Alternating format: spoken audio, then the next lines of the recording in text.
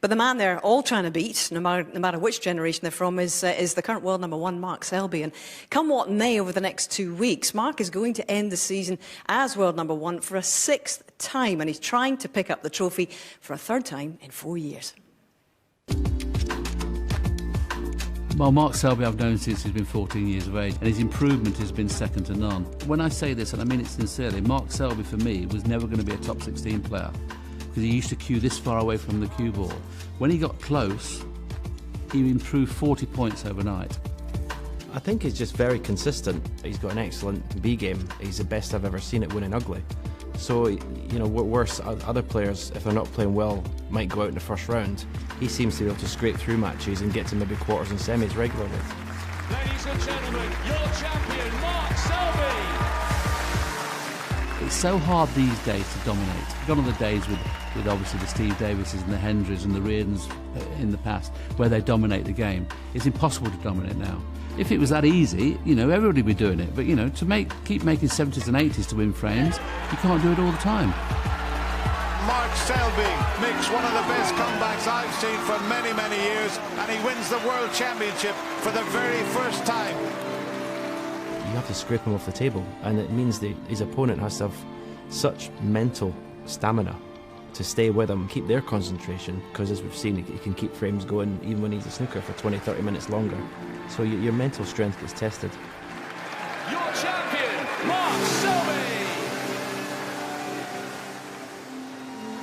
Yeah, he's definitely the man to beat. He's #1 in the rankings by an absolute mile, so probably not going to be another, probably at least a year or 18 months until anyone can catch him. So, yeah, look, he's the one who's sort of raising the bar at the moment, and it's up to the rest of us to try and, you know, make up that gap.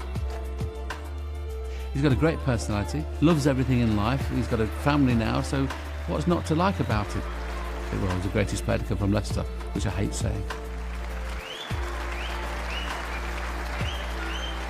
What a moment, but there is one man missing, and I think he's one of the greatest students of the game. I always love talking to him. He lives and breathes it, and of course, the reigning king of the Crucible, it's Mark Selby!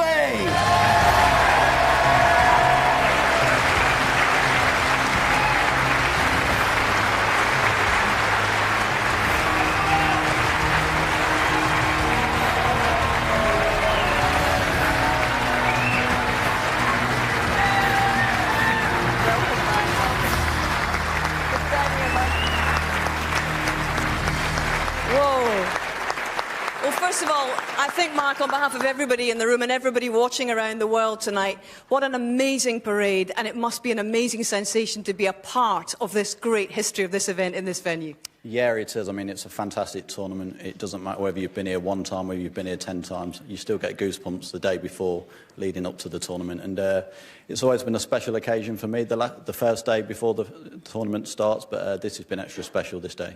It has, and this is your second defence, and this time you come unburdened with that Crucible curse. Is it a little more relaxing in the build-up, consequently? At least I know what I'm going into this time.